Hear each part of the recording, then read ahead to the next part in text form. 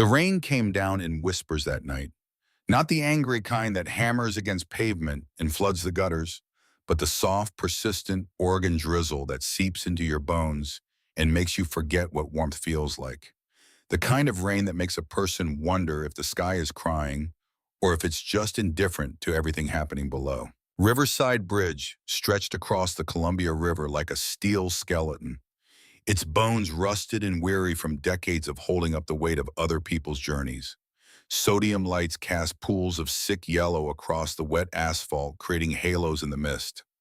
Below, the black water churned invisible but present, waiting with the patience of something that's been waiting since the world was young. On the pedestrian walkway, barely 3 feet tall and soaked to the skin, stood Evangeline Rose Hartwell. 5 years old, her blonde hair, once the color of summer wheat, now hung in dark, wet ropes against her face. Her dress, if you could still call it, that was little more than rags held together by grime and stubborn threads. The pink unicorn pattern had faded weeks ago, replaced by the gray-brown of streets and dumpsters and cardboard shelters. But it was her eyes that would haunt anyone who saw her. Blue as a winter sky and just as empty, Evie's small fingers gripped the cold railing. The metal bit into her palms, but she didn't feel it anymore. She'd stopped feeling most things 3 weeks ago on a Tuesday afternoon when the police officer with the kind voice had knelt down beside her hospital bed and explained very gently that Mommy and Daddy weren't coming back. The drunk driver had walked away from the crash with nothing but a broken wrist. Her parents had not walked away at all. 21 days. That's how long she'd been alone in a world that suddenly had no room for a little girl whose social worker was overloaded and whose emergency foster placement had fallen through, and whose only living relative was a grandmother in a memory care facility who didn't remember her own name, let alone a granddaughter she'd never met. 21 days of shelters that closed their doors at capacity, of church basements that ran out of food, of sleeping in playground tubes and behind dumpsters, of hunger that felt like broken glass in her stomach, of cold that made her fingers turn blue. But worse than any of that was the silence. The terrible, crushing silence where her father's laugh used to be, where her mother's bedtime songs had lived, where their voices saying, "We love you, Evie Bear," had been the last thing she heard every night before sleep carried her away to dreams of sunflowers in summer. Now there was only the rain. Evie looked down at the water she couldn't see, but could hear rushing somewhere far below. Her mother had told her once that heaven was above the clouds, up where the angels lived, in houses made of light. To get to the clouds, you had to go up. But Evie was very small and very tired, and her 5-year-old logic had bent itself into a shape that made terrible sense if you fall far enough. Maybe you fall so far you come out the other side. Maybe gravity works backwards when you need it to. Maybe the falling turns into flying somewhere between the bridge and the water. Maybe Mommy and Daddy were waiting just on the other side of the dark. She pulled herself up onto the lower railing, her wet shoes slipping twice before she found purchase. The city spread out behind her, 1,000 lights that belonged to 1,000 families who were warm and safe and together. None of those lights were for her. Evie closed her eyes and began to count backwards. 10. Her voice was barely a whisper stolen by the wind before it could travel more than a few inches. 9. Her father's face flickered behind her eyelids, the way his eyes crinkled when he smiled. The smell of machine oil and coffee that always clung to his Boeing work shirt. 8. Her mother's hands soft and careful braiding her hair before school. 7. The last words her father had said to her shouted through the car window as they dropped her at her friend's house for a sleepover she never got to finish. "Love you to the moon and back, Evie Bear." 6. The social worker's tired face. "I'm sorry, sweetheart. There's just no room right now." 5. The shelter director. "We have a wait list, honey. Try the church on Harrison." 4. The faces that looked right through her on the street. The ones who saw her and then unsaw her like she was a problem they could erase by not acknowledging. 3. The hunger. God, the hunger. 2. The cold. 1. Evie opened her eyes one last time, looked up at the clouds she couldn't see through the rain and the dark. "I'm coming, Mommy." She leaned forward, and that's when she heard it. The growl of a motorcycle engine, deep and primal, cutting through the rain like a saw through silence. Headlights swept across the bridge, bright and sudden, catching her small silhouette against the railing. Evie turned her head, squinting against the light. The motorcycle was massive, a beast of chrome and black metal, its engine rumbling with barely contained power. It slowed, then stopped about 20 feet away. The engine cut to silence, and for a moment there was only the rain again. The rider dismounted. He was a mountain of a man. 6'4" if he was an inch, with shoulders broad enough to block out the streetlight behind him. Leather vest despite the rain, patches and symbols Evie was too young to understand. Boots that hit the wet pavement with authority. A beard shot through with gray, and eyes that had seen things, hard things, things that left permanent marks. Jackson Ironjaw Dalton, 62 years old, Hells Angels Motorcycle Club. Portland chapter, 23 years in Boeing's fabrication shops before retirement. Widower for 12 years. Father to a daughter who'd been dead for 20. And at this exact moment, drunk enough that the world had soft edges, but not so drunk that he couldn't see what was happening in front of him.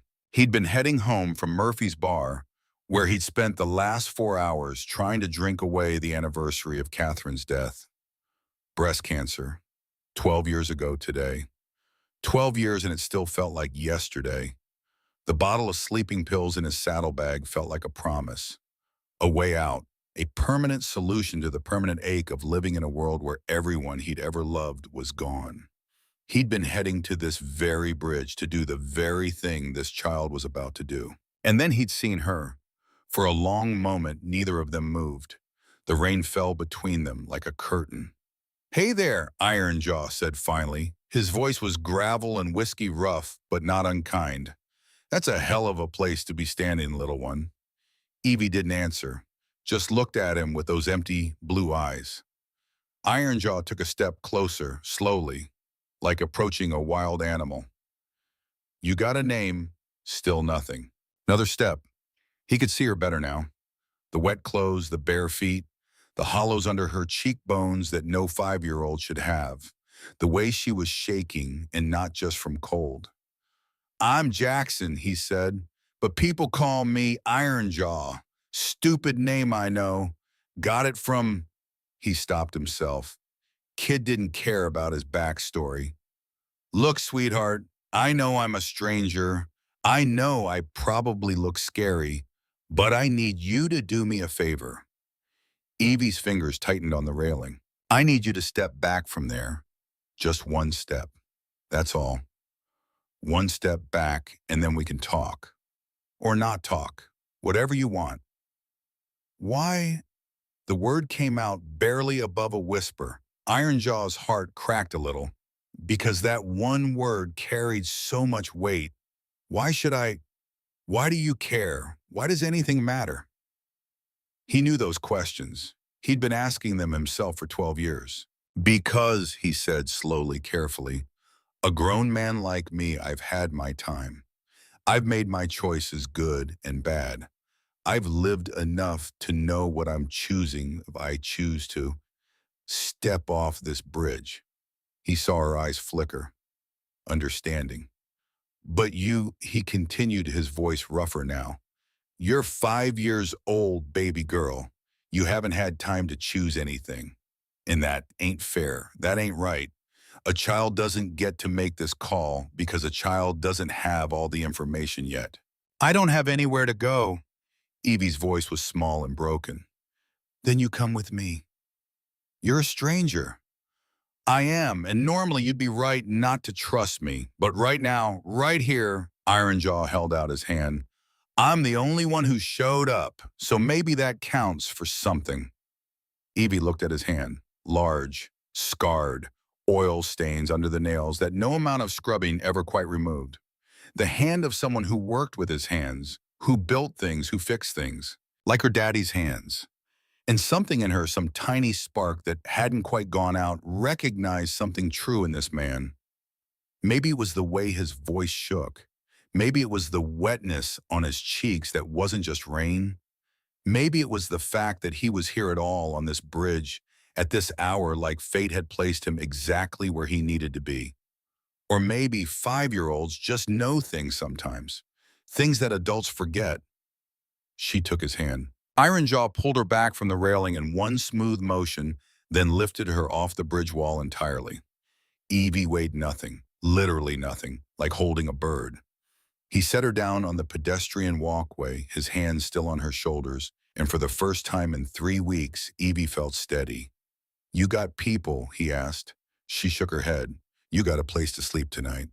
Another head shake. Iron Jaw looked at this tiny broken child and saw his own daughter's face. Autumn. Dead at 16, killed instantly when a semi-truck ran a red light on Powell Boulevard. 20 years ago, but his arms still remembered the weight of her when she was 5 years old, when she'd climb into his lap and fall asleep while he watched the game. He thought about the pills in his saddlebag, the plan he'd had, the bridge he'd been heading to, and he made a choice. "All right, little one, here is what's going to happen. I'm going to take you somewhere safe, somewhere warm. There's food and people who'll look after you. Just for tonight, okay? We'll figure out tomorrow when tomorrow comes." "Why?" Evie asked again. "Why do you care?" Iron Jaw knelt down, bringing himself to her eye level, and he told her the truth. "Because 12 years ago today, my wife died, and 20 years ago, I lost my daughter. And I've spent all that time wondering what the hell I'm still doing here, what the point is, why I keep breathing when they don't." His voice cracked. "But maybe the point was this. Maybe I'm still here so I could be on this bridge tonight. Maybe I'm still here so I could tell you what nobody told me when I needed to hear it most." "What?"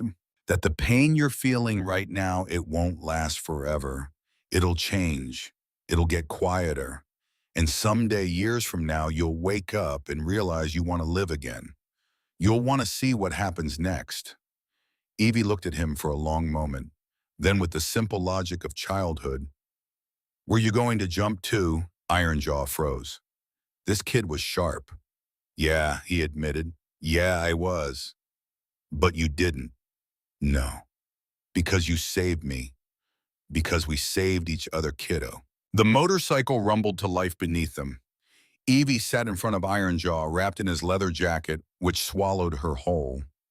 She'd never been on a motorcycle before.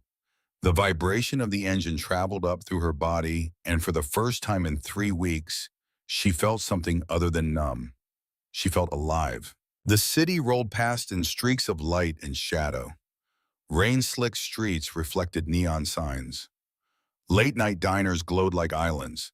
A few people hurried along sidewalks hunched under umbrellas, heading home to families and warmth. Evie pressed her cheek against Iron Jaw's chest and listened to his heartbeat beneath the leather. Steady, strong, real. They rode for 20 minutes, leaving downtown behind, cutting through industrial districts where warehouses squatted like sleeping giants. Finally, they turned down a side street marked only by a faded sign, "Riverside Industrial Park, private property." At the end of the street sat a 2-story building that had seen better days. The outside was weathered brick covered in 40 years of grime and graffiti that had been half-heartedly painted over.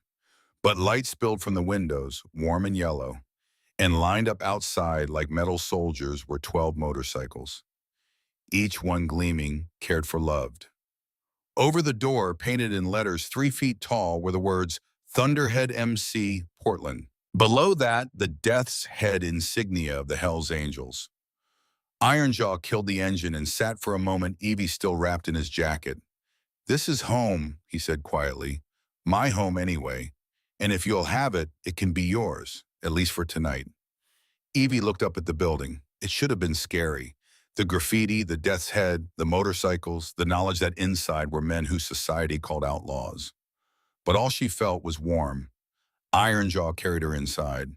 The clubhouse smelled like leather and motor oil and something cooking that made Evie's empty stomach clench with need.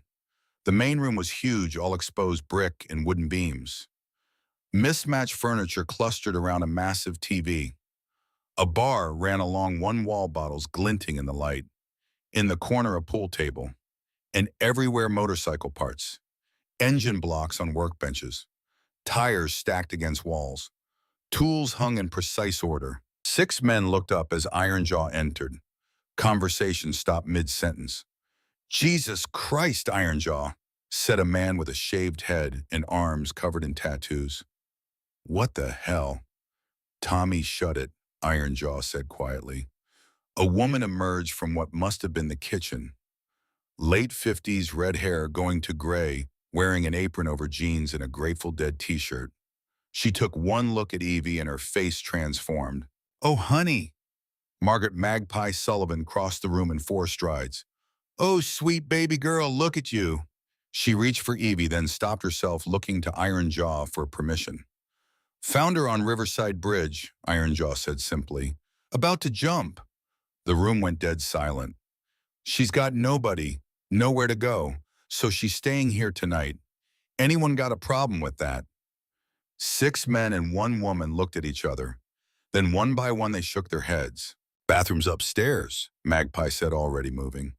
"I'll run her a bath. Tommy, you got any of your daughter's old clothes in storage?" "Yeah, I'll dig 'em out." "Grave digger, warm up that stew." The club moved like a machine, each part knowing its function. Within minutes, Evie found herself being led upstairs by Magpie, whose hands were gentle as she helped the little girl out of her filthy rags. The bath was the most beautiful thing Evie had ever seen. Steam rose from the water, bubbles frothed at the surface smelling like lavender. Magpie helped her in, and Evie sank down until only her nose was above water. The heat was shocking at first, then glorious. She felt 3 weeks of street grime loosening, floating away. Magpie knelt beside the tub and began to wash Evie's hair. Her touch was practiced, efficient, but kind. The touch of someone who'd done this before. "You got a name, sweetheart?" Magpie asked softly. "Evie." "That's beautiful. I'm Magpie. I know, weird name, but you get used to it around here." Evie closed her eyes as Magpie's fingers worked shampoo through her tangled hair. "Ironjaw say what happened to your folks." "They died." "I'm sorry, baby." "Car crash. 3 weeks ago."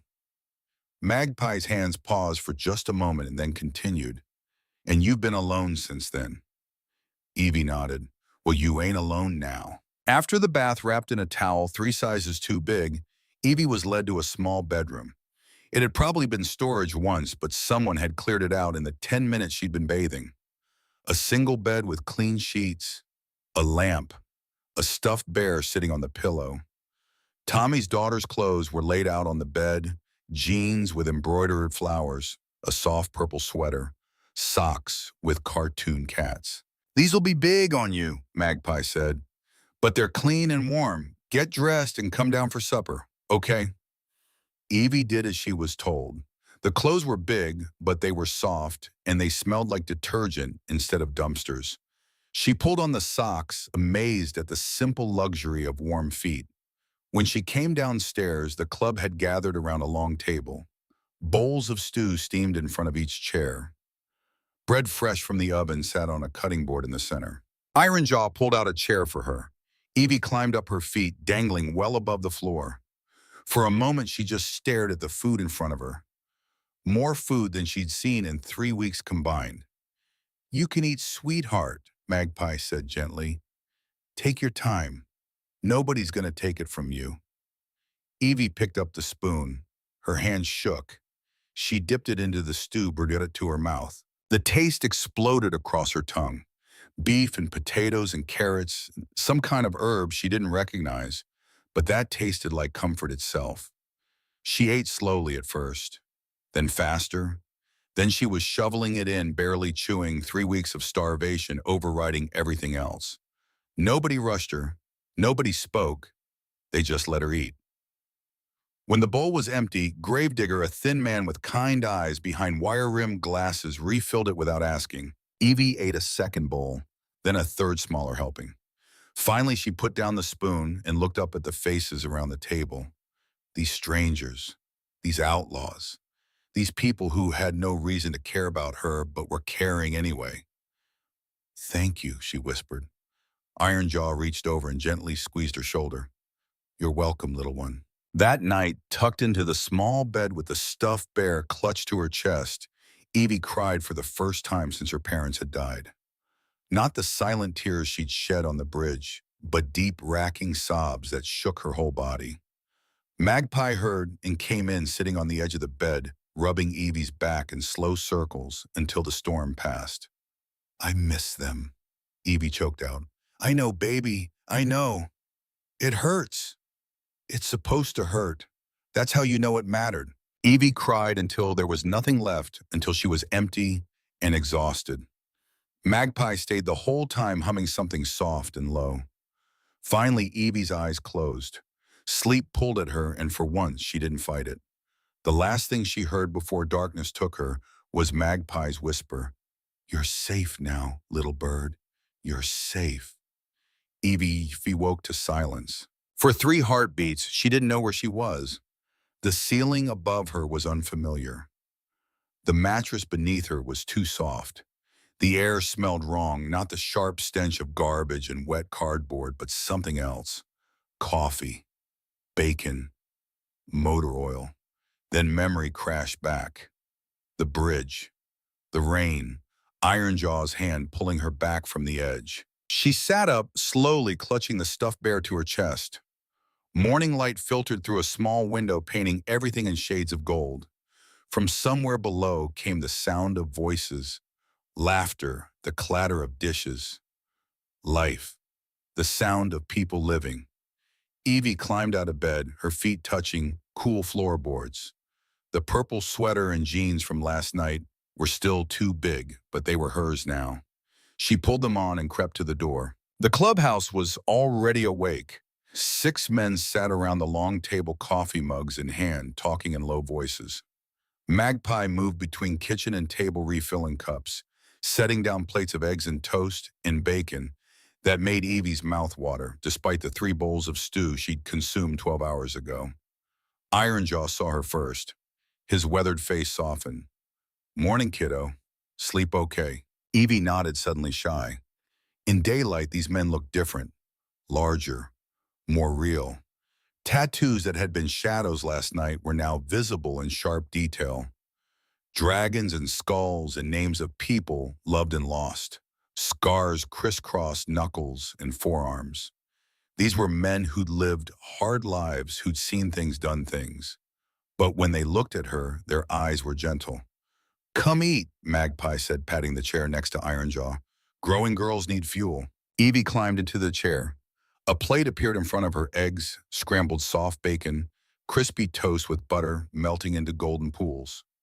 She ate slowly, this time aware of the eyes watching you, not judging, just observing. Ironjaw says you got nowhere to go, said the man called Tommy. He had grease under his fingernails and kind eyes. That right, Evie nodded, not trusting her voice. Well, Tommy continued, you're welcome to stay as long as you need. We ain't much, but we take care of our own. I'm not yours, Evie said quietly. Maybe not yet, Ironjaw said, but you stayed the night, ate our food, slept under our roof. Far as I'm concerned, that makes you family. The word hit Evie like a physical thing. Family. She'd had a family once. They were gone now, buried in Twin Oaks Cemetery under matching headstones that she'd only seen once before the social worker had taken her away. Could you have 2 families? Could you belong to people who weren't connected to you by blood? She didn't know. But sitting here surrounded by these strange, rough gentlemen and one fierce woman, she thought maybe the answer was yes. After breakfast, the club dispersed, some to jobs in the city, others to the garage that took up half the building's ground floor. Ironjaw stood and gestured for Evie to follow. Want to see where the magic happens? The garage was a cathedral of chrome and steel. Motorcycles in various states of disassembly filled the space. Some were missing engines. Others sat on lifts, their guts exposed to the world. Tools hung on pegboards with obsessive precision, every wrench, every socket, every screwdriver in its designated place. The smell hit Evie like a memory. motor oil, grease, the sharp tang of metal on metal, gasoline, her father's smell. David Hartwell had been a fabrication engineer at Boeing. He'd spent 30 years building parts for aircraft precision work that required patience and skill and an almost magical understanding of how metal behaved under stress. At home in their small garage, he had worked on a 1967 Mustang that never quite ran right, but that he loved anyway. And he'd let Evie help. From the time she was 3 years old, she'd stood on a step stool beside him, handing him tools, watching his hands work. He taught her the names of things, taught her how to listen to an engine, how it would tell you what was wrong if you paid attention, taught her that everything broken could be fixed if you had the right knowledge and the patience to apply it. Now standing in this garage surrounded by motorcycles instead of cars, Evie felt something stir inside her, something that had been buried under 3 weeks of survival and terror: curiosity. Ironjaw walked to a motorcycle in the corner covered by a tarp. This here's a 1973 Sportster. Belonged to a buddy of mine who moved to Arizona. Left it with us 18 months ago, said he'd be back for it. Never showed. He pulled off the tarp, revealing a motorcycle that had once been beautiful, but was now covered in dust and neglect. Engine won't turn over. We've all taken a crack at it. No luck. Things cursed, probably. Evie approached the bike slowly. It was massive compared to her, this beast of metal and rubber. But up close, she could see the individual parts: the carburetor, the cylinders, the primary chain, the magneto. Parts, just parts, like the Mustang had been parts. Without thinking, she reached out and touched the carburetor. Her fingers traced the fuel line, following it to where it connected to the petcock. She crouched down, getting lower, seeing the underside. And they're almost invisible unless you were looking from exactly the right angle. She saw it. The fuel line had a kink, not a dramatic one, just a small fold where someone had reconnected it wrong after the last attempted repair. Enough to restrict fuel flow. Enough to starve the engine. "This is bent," Evie said. Her voice was small but certain. Ironjaw looked at where she was pointing, squinted, saw nothing at first, then, "I'll be damned." He knelt beside him. "Good eye, kiddo. Real good eye." He fetched tools from the pegboard, pliers, and replacement fuel line clamps. Then he paused and looked at Evie. "Want to help?" Evie nodded. "Okay. First rule of working on bikes: never force anything. Metal's stronger than you, but it's also dumber. You gotta outsmart it, not overpower it. Understand?" Another nod. "Good. Now we're gonna disconnect this fuel line, replace it with a new one, make sure there's no kinks. I'll do the hard parts, but you can hand me tools. Deal." "Deal." For the next hour, Evie stood beside Ironjaw, handing him wrenches when he asked, watching his hands work with the same precision her father's hands had possessed. He talked as he worked, explaining each step, why he was doing what he was doing, and Evie absorbed it all like a sponge. When the new fuel line was in place, Ironjaw stood back. Moment of truth. "Want to do the honors?" He lifted Evie up so she could reach the ignition, showed her where to turn the key, where the start button was. She pressed it. The engine coughed, sputtered, then roared to life with a sound like controlled thunder. Evie's face split into the first genuine smile she'd worn in 3 weeks. Ironjaw set her down, grinning himself. "Kid, I think you might have a gift." The days began to blur together in the best possible way. Evie woke each morning in her small room, ate breakfast with the club, then spent hours in the garage watching, learning, helping where she could. The men treated her like a tiny apprentice, teaching her the names of parts, showing her how to diagnose problems, letting her hold tools and feel their weight. She didn't talk much. The words still felt stuck somewhere deep inside her chest, trapped behind the grief that lived there. But she didn't need to talk. The work spoke for her. On the fourth day, Magpie took her into town to buy clothes that actually fit. 3 pairs of jeans, 5 t-shirts, a warm jacket, sneakers that didn't have holes. Evie stood in the thrift store dressing room and stared at herself in the mirror. She looked like a normal kid again. On the seventh day, Ironjaw gave her a toolbox, small, child-sized red metal with her name written across the top in white paint, Evie. Inside were tools scaled to her hands, little wrenches, screwdrivers with thin handles, needle nose pliers, a small hammer. Every mechanic needs their own tools, Ironjaw said gruffly. These are yours. You take care of them, they'll take care of you. Evie ran her fingers over the tools, feeling the cool metal, the weight of them. Her own tools, her own purpose. Thank you, she whispered. That night, for the first time since her parents' death, Evie didn't cry herself to sleep. 2 weeks after Ironjaw had pulled her from the bridge, Evie was sitting in the garage organizing her toolbox for the third time when she heard raised voices from the clubhouse. She crept to the door and peered through. 8 men sat around the table. The mood was dark heavy. Gravedigger had papers spread in front of him, columns of numbers that, even from a distance, looked bad. $68,000, Gravedigger said, his normally calm voice tight with stress. That's what we owe in back rent and property taxes. Murphy's been patient, but his patience just ran out. Murphy, the landlord. Evie had seen him once, a hard-faced man in an expensive suit who'd looked at the clubhouse like it was something to be scraped off his shoe. 60 days, continued Gravedigger. That's what he's given us. 60 days to come up with 68 grand or we're out. And he's already got developers lined up ready to tear this place down and put up condos. Silence fell like a hammer. We could fight it, Tommy said, but his voice lacked conviction. Fight it how? Bearjaw the enforcer spread his massive hands. We're month to month, no lease. He's within his rights. We could take out a loan. From who, what bank's gonna lend to us? There's other sources, less official. You mean loan sharks? Ironjaw's voice was flat. I've seen where that road leads. Lost a good brother to collectors who don't take, I need more time for an answer. More silence. So what are we saying? Tommy asked quietly. We're just gonna give up. Walk away from 23 years of history. I'm saying, Gravedigger replied, that unless we can pull $68,000 out of thin air in 2 months, we don't have a choice. One of the younger members, a man called Sketch, leaned back in his chair. We could vote to disband, sell the tools and equipment, split what's left, and everyone goes their separate ways. That's not a solution, that's a surrender.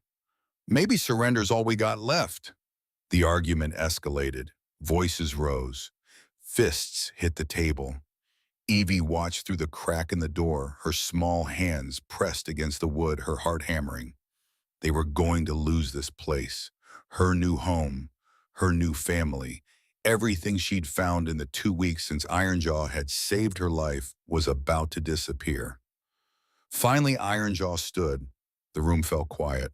We vote, he said, all in favor of staying and fighting for this place, even though we don't know how. Raise your hand.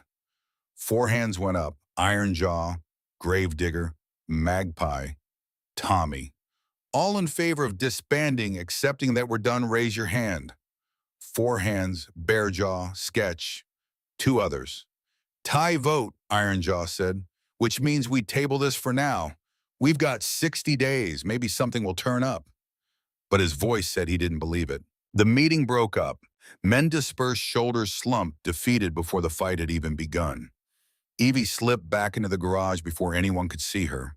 She climbed onto her step stool by the workbench and stared at the tools hanging on the pegboard.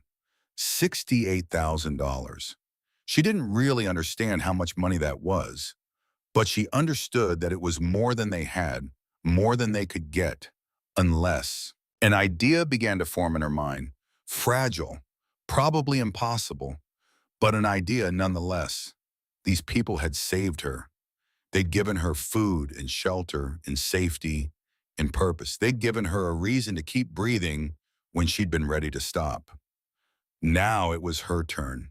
Evie looked down at her small hands, 5 years old, barely 40 inches tall, weighing less than 50 pounds. But her daddy had taught her that size didn't matter when you had skill, and she was learning skills every day. She thought about the Sportster she'd helped fix, The smiles on the men's faces when the engine had roared to life. The way Ironjaw had looked at her like she'd done something magical. If she could fix one bike, she could fix more. And if she fixed enough bikes, maybe just maybe she could fix this. That night, while the clubhouse slept, Evie crept downstairs with a notebook and a pencil. She'd learned to write at preschool before her parents died. Her letters were shaky and some were backwards, but they were readable. By the light of a single lamp, she did math that was far beyond her kindergarten education. But her father had taught her numbers too. Taught her how to calculate torque and ratios and fuel mixtures. Numbers were just another kind of tool. $68,000 divided by 60 days was, she worked it out slowly, $1,133 per day. If they charged $200 per bike repair, that was, she counted on her fingers. About 6 bikes per day. 6 bikes every single day. For 60 days, it was impossible. But Evie had learned something on that bridge 2 weeks ago. She'd learned that impossible things happen sometimes. That men who look scary could have gentle hearts. That strangers could become family. That broken things could be made whole again. She closed the notebook and climbed back to bed, her mind already working, planning, calculating. Tomorrow she would start. Tomorrow she would save them the same way they'd saved her, because that's what family did. The morning of day 1 began at 4 a.m. Evie woke before her alarm, dressed quietly, and crept down to the garage. She flipped on the lights and surveyed the space. 3 motorcycles waited for repairs. Customer bikes that had been sitting for weeks because the club had been too busy, too distracted, too broke to get to them. Evie pulled her step stool to the first bike, a Honda Shadow with a carburetor problem. She'd watched Tommy rebuild a carburetor last week, had helped him holding parts, learning the order of assembly. She could do this. She opened her small toolbox and got to work. 2 hours later, Ironjaw found her elbow deep in the Honda's engine, her face smudged with grease, her tongue poking out in concentration. Evie, what the hell are you doing? She didn't look up. Fixing. I can see that, but why are you, kiddo, at 6 in the morning? Have to fix 6 bikes per day. That's $1,133. 60 days means $68,000. She recited it like a mantra. Ironjaw went very still. You heard last night. You're going to lose this place unless you get money. So I'm going to help get money. Evie, sweetheart, that's real kind of you, but I can do it. Now she did look up, her blue eyes fierce and certain. I can fix bikes. You said I have a gift, so I'm using it. Ironjaw opened his mouth, closed it, looked at this tiny child who'd been suicidal 2 weeks ago and was now talking about saving his clubhouse with nothing but willpower and a set of miniature tools. Okay, he said finally. Okay, but you're not doing this alone and you're taking breaks and eating regular meals. Deal. Deal. For the next 16 days, Evie worked like someone possessed. She woke at 4 a.m., worked until 8, ate breakfast, worked until noon, ate lunch, worked until 6 p.m., ate dinner, then worked until Magpie physically carried her to bed at 10. 18 hours a day, every day. The club watched in amazement as this 5-year-old child diagnosed problems that had stumped them, found solutions they'd missed, worked with a focus and intensity that seemed almost supernatural. Word spread. Customers who'd been waiting weeks for repairs suddenly found their bikes ready in days. New customers showed up, drawn by rumors of a miracle child mechanic. Money started coming in. Not fast enough. Never fast enough. But it was something. By day 16, Evie had personally worked and on 51 motorcycles. The clubhouse had taken in $33,000. Halfway there, halfway to the impossible goal. But Evie was dying. She'd lost 8 pounds from a frame that couldn't afford to lose them. Dark circles ringed her eyes like bruises. Her hands shook from exhaustion. She'd started falling asleep standing up, her body simply shutting down mid-task. Ironjaw watched her deteriorate, and felt his heart breaking. On the evening of day 16, he found her in the garage at 11 p.m. long past, when Magpie should have put her to bed. She was sitting on the concrete floor beside a Triumph tool scattered around her, tears streaming down her face. "I can't get it," she whispered. "I can't figure out what's wrong, and we need the money, and I can't." She dissolved into sobs. Ironjaw scooped her up, feeling her ribs through her shirt, feeling how she trembled with exhaustion. "That's it," he said firmly. "We're done." "No, I have to." "You don't have to do anything except rest." "But you'll lose Evie." Ironjaw's voice was gentle but unyielding. "Listen to me. I didn't pull you off that bridge so you could kill yourself here. You understand I saved your life. I'm not going to stand by and watch you throw it away for a building." "It's not just a building." Evie's voice was ragged, desperate. "It's home. It's family. If you lose this, you'll send me away because I couldn't help, because I'm useless, because—" Ironjaw cut her off by wrapping his arms around her and holding tight. "Stop. Just stop." His own voice was shaking now. "You think we'd send you away ever, for any reason?" Evie hiccuped against his chest. "If I fail—" "You haven't failed. You've done the impossible. You're 5 years old and you've saved us $33,000. That's not failure, little one. That's a goddamn miracle. But it's not enough." "Maybe not, but I need you to hear this." He pulled back so he could look her in the eyes. "We'll figure this out. Together, but not if you work yourself to death. And not if you think your value to this family is based on how many bikes you can fix." "Then what's my value?" "You breathe. That's your value. You exist. You're here. That's enough." Evie stared at him, her 5-year-old brain trying to process a love that wasn't conditional, wasn't based on performance or usefulness. "I just wanted to save you," she whispered, "like you saved me.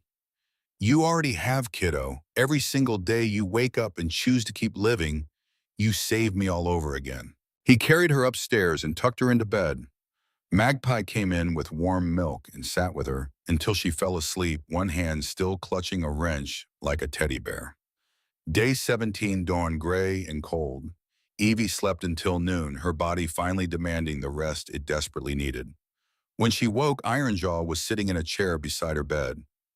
"Feeling better?" he asked. She nodded, though her head felt stuffed with cotton.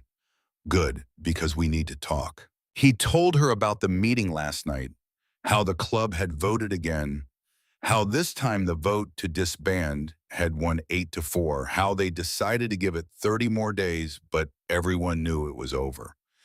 "So," Ironjaw said quietly, "we're going to start making plans, figure out where everyone goes, what we can salvage."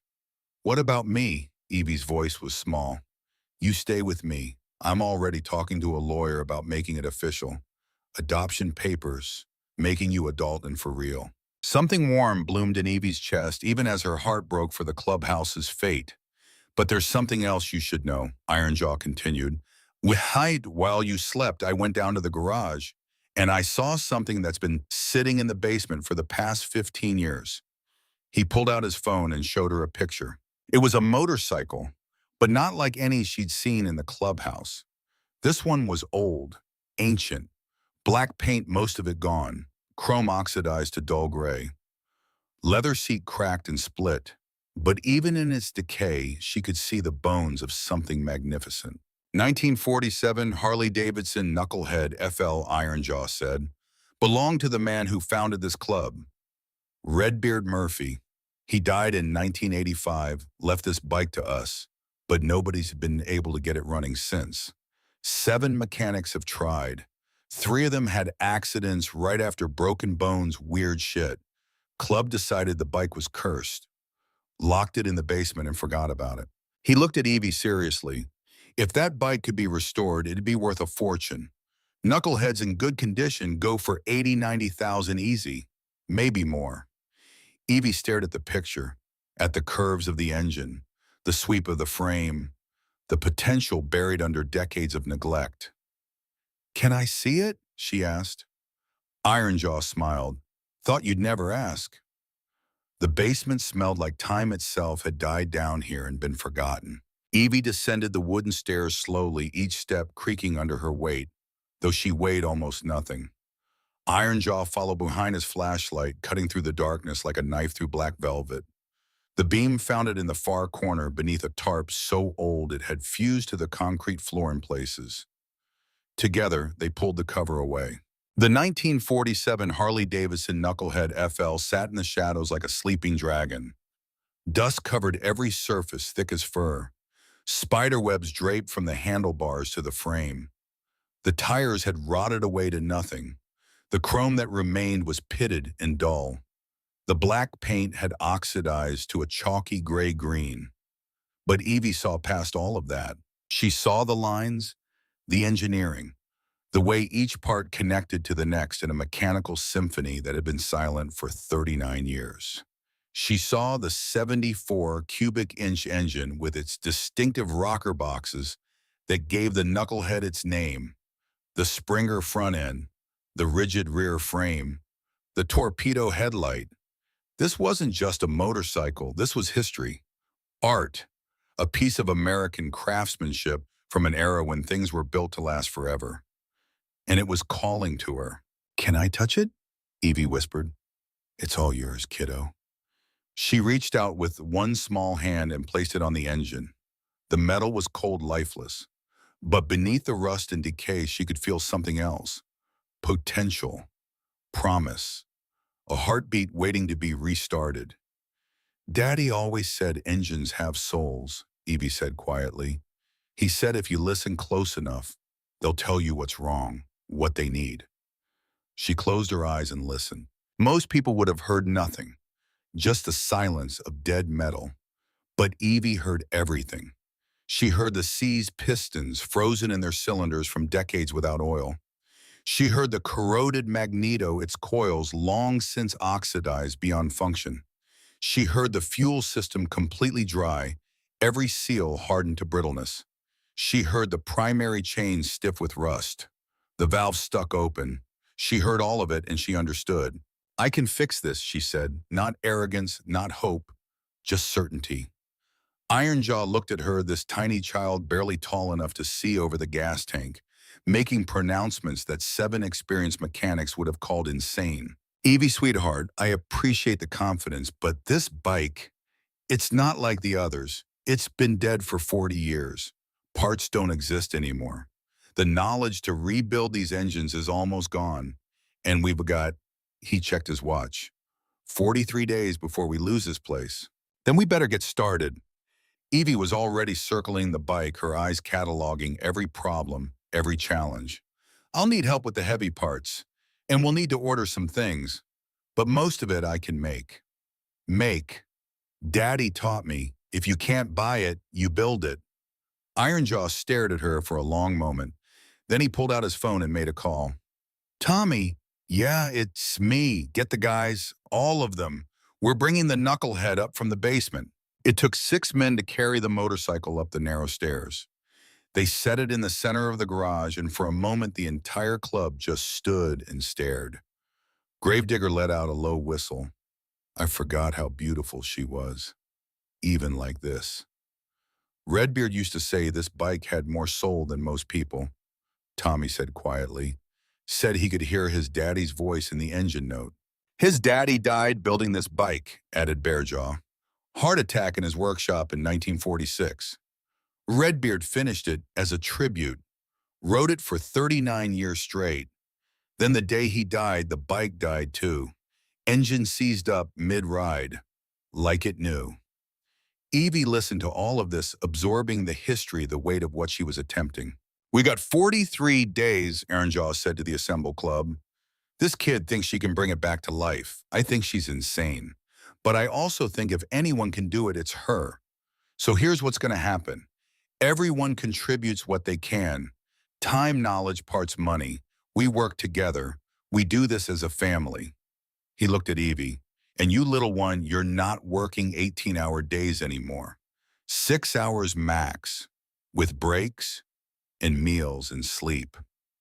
Agreed. Evie wanted to argue, but she saw the concern in his eyes, remembered the conversation from last night. "Agreed. Then let's get to work." The first 3 days were just assessment. Evie, with Iron Jaw and Tommy's help, completely disassembled the knucklehead. Every bolt, every nut, every component. They laid the parts out on white sheets in precise order, creating a map of mechanical anatomy that covered half the garage floor. 312 individual pieces. Evie walked among them like a general surveying troops. Some parts were salvageable, many were not, and some were simply missing, lost to time and theft in the chaos of 40 years. On the evening of day 3, she sat cross-legged on the floor, her notebook open, making lists in her careful 5-year-old handwriting. Need to buy new tires, spark plugs, gaskets, primary chain battery. Need to make butterfly valve for carburetor, magneto coil valve springs, clutch cable housing. Need to clean everything else. The list that worried her most was the second one. Making parts from scratch, but her father had taught her how. In their small garage, when money was tight and replacement parts were expensive, David Hartwell had shown his daughter how to improvise, how to fabricate, how to turn scrap metal into functional components. She could do this. She had to. On day 4, the real work began. Evie started with the engine block itself. She and Gravedigger spent 12 hours carefully honing the cylinders, removing decades of rust and corrosion without damaging the precision machine surfaces. The work required patience that would have broken most adults, but Evie approached it like meditation, her small hands steady, her focus absolute. On day 7, Tommy drove 3 hours to a vintage motorcycle parts dealer in Seattle and returned with $2,000 worth of components that the club had scraped together by selling tools, personal bikes, anything they could spare. On day 12, Evie fabricated her first custom part. The carburetor butterfly valve was impossible to find. The original Linkert carburetors hadn't been manufactured since 1952, and NOS parts were worth more than gold. But Evie had measured the opening, calculated the angles, and sketched a design in her notebook. Using a brass door hinge from the hardware store, a drill press, and files that were almost bigger than her hands, she spent 14 hours creating a replacement valve. When she finally installed it and tested the fit, it moved smoothly, sealing perfectly. Ironjaw watched the whole process with something like awe. "Where did you learn this?" he asked. "Daddy, he used to say everything is just shapes and metal. If you understand the shape and know the metal, you can make anything." "Your daddy was a wise man." "Yeah." Evie's voice went quiet. "He was." The days blurred together. Evie worked her 6 hours, ate her meals, slept her 8 hours. But even when she wasn't in the garage, her mind was on the knucklehead. In school, Magpie had enrolled her in the local elementary school. She sketched engine diagrams in the margins of her worksheets. At dinner, she discussed metallurgy with Gravedigger. In bed, before sleep, she mentally assembled and disassembled components. The bike became her world, and slowly and possibly, it began to come back to life. By day 30, the engine was fully rebuilt. New pistons, new rings, new valves. The magneto coil she'd rewound by hand using copper wire salvaged from an old transformer, following YouTube tutorials and her father's remembered lessons. By day 35, the frame was restored, painted in the original black, with Thunderhead MC's emblem on the tank, a tribute to both Redbeard and the family that had taken her in. By day 40, the bike was complete. It sat in the center of the garage, gleaming under the lights, transformed from a rust-covered corpse into something magnificent. The chrome shone, the leather seat, hand-stitched by Bearjaw, was supple and perfect. The paint was mirror smooth. It was the most beautiful thing Evie had ever created. But it hadn't been tested. The engine had never been started, and they were out of time. Day 43 arrived like a storm cloud. Garrett Murphy, the landlord, was due at 5 p.m. with eviction papers and a developer's check. At noon, the clubhouse was in chaos. Men were boxing up tools, wrapping bikes in tarps, preparing for the inevitable. Evie stood in the garage staring at the knucklehead.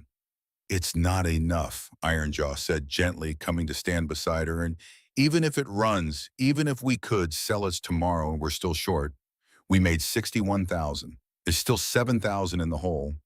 So we give up. We accept reality, kiddo. Sometimes reality wins. Evie's hands clenched into fists. No. Evie, I'm 5 years old and I bring a dead bike back to life. I escaped from death on a bridge. I learned to fix engines in 6 weeks. Don't tell me reality wins. Her voice was shaking but fierce. Reality said I should be dead. Reality said this bike should stay broken forever. Reality can go to hell. Before Iron Jaw could respond, the roar of motorcycles filled the air. Not just a few, many. They poured out of the garage and saw them coming. 19 motorcycles, black and chrome, rolling down the street in formation. At their head was a man Evie had never seen before, but who radiated danger like heat from a furnace. Vincent Viper Blackwood, leader of the Iron Scorpions, MC, the rival club that had been waiting for Thunderhead to fall. The Scorpions pulled into the lot, engines rumbling, filling the space with sound and presence and threat. Viper dismounted. He was tall, scarred, with eyes like chips of flint. Behind him, 18 men dismounted in unison. The Thunderhead members moved to meet them. 12 against 19. Poor odds, but they stood firm. Heard you boys are having some financial difficulties, Viper said, his voice carrying across the lot. Heard Murphy's coming to foreclose today. That's none of your business, Ironjaw replied evenly. Actually, it is. See, we've had our eye on this property for a while. Perfect location. Good bones. And Murphy's willing to sell it to us for the right price. So you're here to gloat? No. Viper's smile was sharp as broken glass. We're here to make an offer. You fold Thunderhead into the Scorpions. Become a chapter under our banner. In exchange, we pay off your debt. You keep your clubhouse. The Thunderhead members exchanged glances. What's the catch? Tommy asked. No catch. Well, one condition. We get final say on all club business. You wear our patch, follow our rules. Think of it as a merger. Think of it as a surrender, Bearjaw growled. Think of it as survival, Viper countered. Pride's expensive, gentleman. Can you afford it? Ironjaw looked at his brothers, saw the exhaustion, the defeat, 43 days of hope ending in this ultimatum. He was about to speak when a small voice cut through the tension. No. Everyone turned. Evie stood in the garage doorway, 5 years old, barely 3 feet tall, facing down 19 hardened bikers without a trace of fear. What did you say, little girl? Viper asked, more amused than angry. I said no, no surrender, no merger. Evie walked forward until she stood directly in front of Viper, her neck craning back to look up at him. I challenge you. Silence fell like snow. You challenge me. Viper's eyebrows rose. To what exactly, A race. Me and Ironjaw on the Knucklehead. You alone on whatever bike you want. 8 miles through the gorge and back. Winner takes all. Winner takes all, Viper repeated. What does that mean? If we win, you leave, forever, and you convince Murphy to give us 6 more months to pay what we owe. And if I win, Evie's voice didn't waver, then we accept your offer. Thunderhead becomes Scorpion's property. The Thunderhead members erupted in protest, but Ironjaw held up a hand. He knelt down to Evie's level. Kid, you can't bet the clubhouse on can the Knucklehead run, Evie asked. I don't know. We haven't tested it. Then we test it now in the race. Evie, trust me, Papa. She used the word deliberately, and it hit at Ironjaw like a hammer. The way you trusted me on the bridge. The way you've trusted me every day since. Trust me one more time. Ironjaw looked into those blue eyes and saw not a child, but something ancient and certain. Okay, he said quietly. Okay, little wrench, we ride. He stood and faced Viper. You heard her, we race, those are the terms. Viper studied them for a long moment, then smiled. All right, I haven't had a good challenge in years, but when I win, I want it in writing, signed by every member. Deal. 1 hour, the starting line is the bridge. The turnaround is Multnomah Falls. First one back wins. Viper and his Scorpions mounted up and rode away their engines, fading into the distance. The Thunderhead members surrounded Ironjaw and Evie. "Are you insane?" Tommy demanded. "That bike's never been started." "I know. You're betting everything on a machine that might not even run." "I know that too." "Then why?" "Because she asked me to trust her." Ironjaw looked at Evie. "And I do." 53 minutes later, they stood at Riverside Bridge, the same bridge where this had all started 43 days ago. The knucklehead sat gleaming under the afternoon sun. Evie had insisted on riding it from the clubhouse to the bridge, a 2-mile test run that had nearly given Ironjaw a heart attack. But the bike had run perfectly, its engine note pure and strong. Viper was already there, sitting astride a 2023 Ducati Panigale 5.4. Modern, powerful, 214 horsepower of Italian engineering. The knucklehead had maybe 40 horsepower on a good day. A small crowd had gathered. The Scorpions, the Thunderhead members, random bikers who had heard rumors of the race.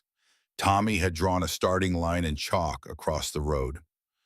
Ironjaw mounted the knucklehead, and Evie climbed on behind him, her small arms wrapping around his waist. "You sure about this?" he murmured. "The bike is perfect," Evie said. "I know every bolt, every wire. It won't fail us." "It's not the bike I'm worried about. It's the rider. I'm 62 years old, kid. Haven't raced in 20 years.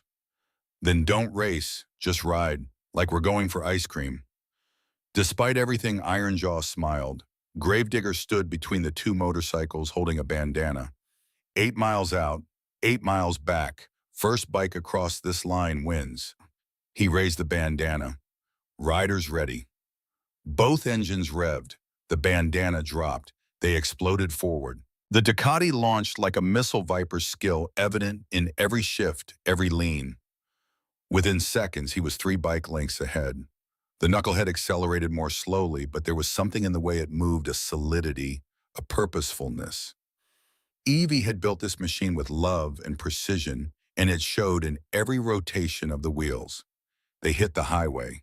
Viper opened up the throttle, and the Ducati screamed to 120 miles per hour.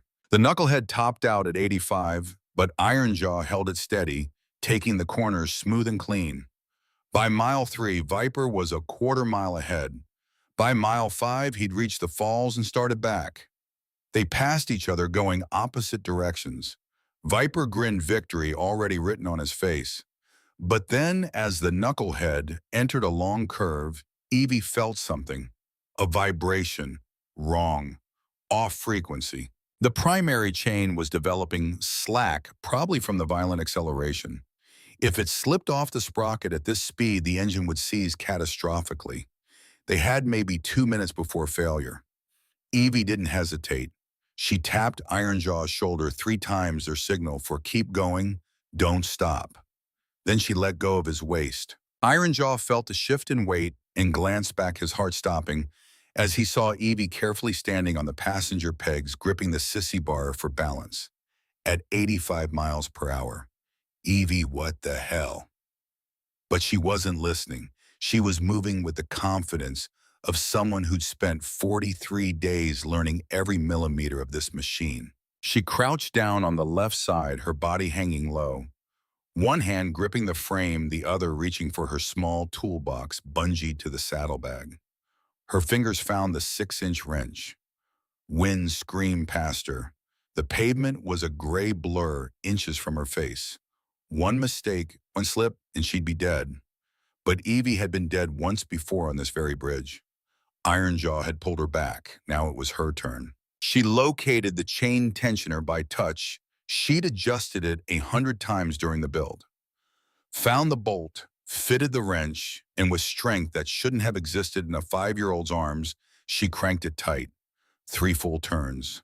The vibration ceased immediately. Evie pulled herself back up, resecured the wrench, and wrapped her arms around Ironjaw's waist.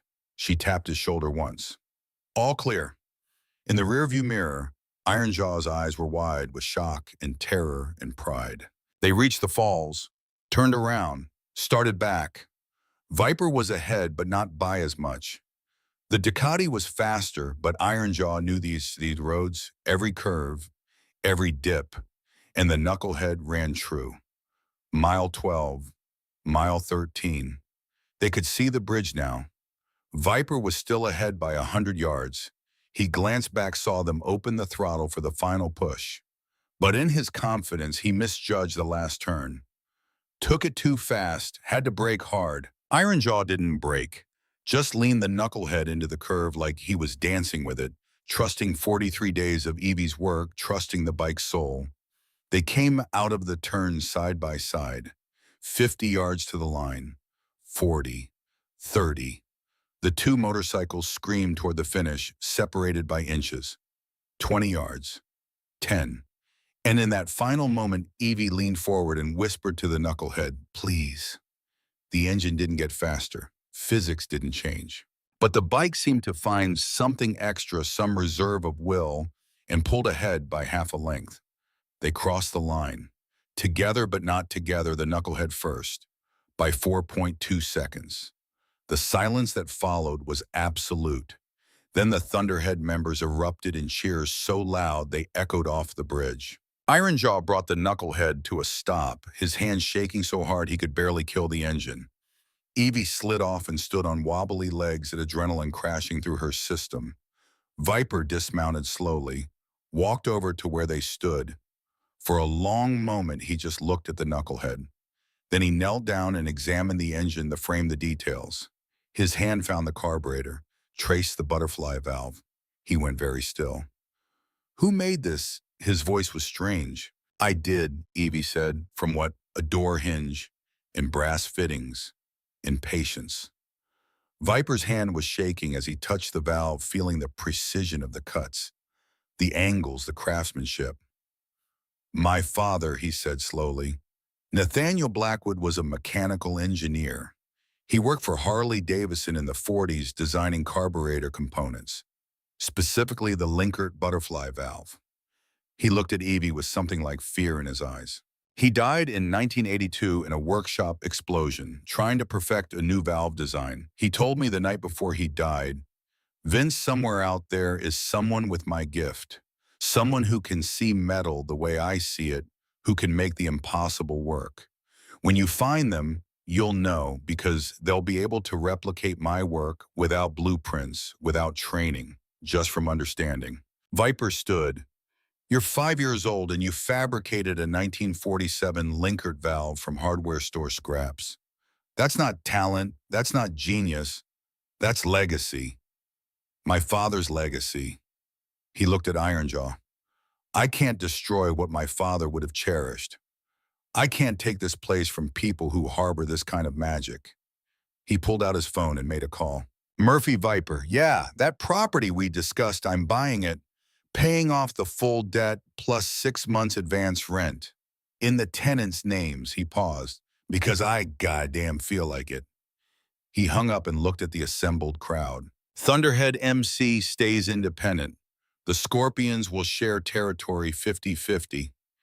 Equal partners, not conquered subjects." He knelt down to Evie's level. "And you, little one, you ever need anything, you call me, because you carry my father's soul in those hands." Evie looked at this dangerous man with his scars and his reputation and saw only grief and recognition and respect. "Thank you," she said simply. Viper nodded, stood, mounted his Ducati. The Scorpions rode away, leaving the Thunderhead members standing in shock. For a moment, nobody moved. Then Magpie started laughing, deep, full-bellied laughter that was half joy and half hysteria.